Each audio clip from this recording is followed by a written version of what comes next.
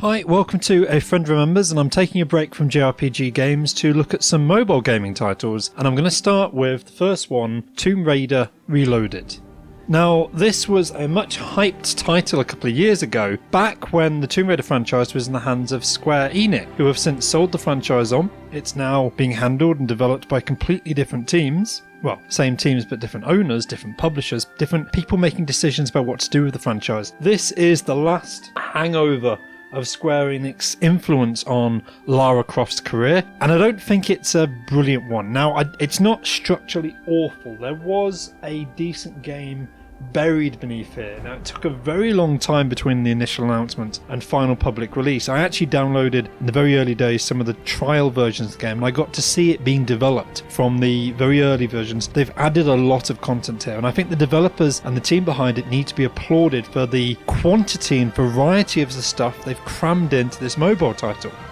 In terms of theming and animation and structure, they've gone above and beyond. It's mechanically sound.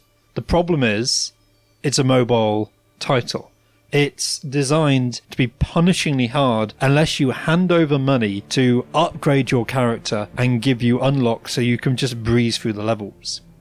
If you don't do that, the idea is that Lara Croft, when she stands still, will shoot or throw an arrow or a shotgun or a machine gun. Whatever weapon you have equipped, she will shoot targets when she's standing still. However, enemies will rush at her or shoot at her from a distance, so you have to move constantly to avoid being hit. Now, you choose your weapon before you start a run, and this is one of the problems of the game. I've seen other people who didn't even understand this mechanic. Traditionally in Tomb Raider, you can change weapons on the fly, not here. You decide if you're going to use a gun or a shotgun or a chakras or a spear. There's actually a good range of weapons to choose between, and they do feel different to control. But you choose it, you equip your character with backpack with different ammo types, and then you start a run with what you've got. All of those different ammo types and equipment and backpack and clothing can be upgraded separately, and you collect upgrades and small incremental things to unlock upgrades. You collect coins to craft new materials to improve your upgrades. You level up. There's so many exponential little upgrade factors that as you play the game, you will improve, you will level up. But without investing money, it's a slow and tedious process because it's very hard to find the line here between crushingly difficult,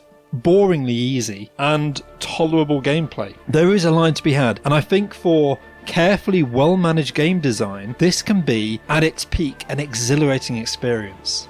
But that will only last for one playthrough when you're just at the right level for that area you're entering. Now, there are different levels and they recreate areas from the very original 1996 Tomb Raider game. When you're at the right level and you have the right equipment, these levels can provide a decent amount of challenge that will test your reflexes. But if you're over-leveled, you'll just charge through them with no difficulty. And if you're underleveled, you're just grinding against a brick wall that is just so crushingly monotonous, because unless you're overleveled, some of these bosses, the sheer volume, the number, the difficulty enemies, and the fact that they're bullet sponges, and if you can't do enough damage to take them down, you're just going to die again and again and again. And this is not a problem with this game. This is a problem with the video game mobile phone market. It's how they make their money. They want to press you into paying for the unlocks so that you can level up quicker without that soul-crushing grind. It's not pay to win. It's possible to win without pouring money into this.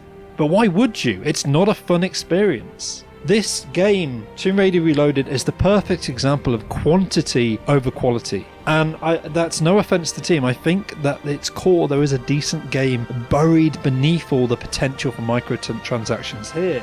It looks beautiful. It's not very authentic. For pure Tomb Raider fans, it's got a little lacking. Despite the fact it themes itself off Lara Croft's original adventure from 1996, this is the third time we've replayed through her trip to Peru, because there was a remake 10 years after the original game.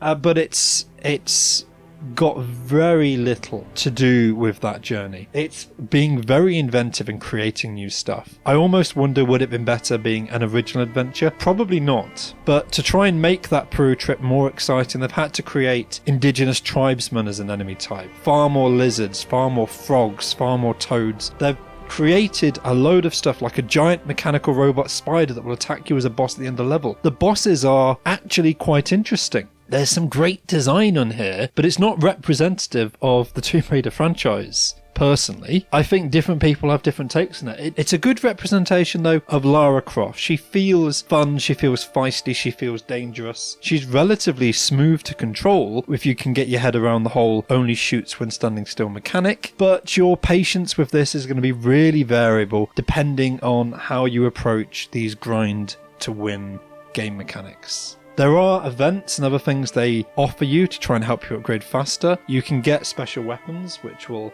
help you through different things, but these are all timed things that will not be around forever and are not going to be available for people who don't download the game on launch date. I just think it's a shame.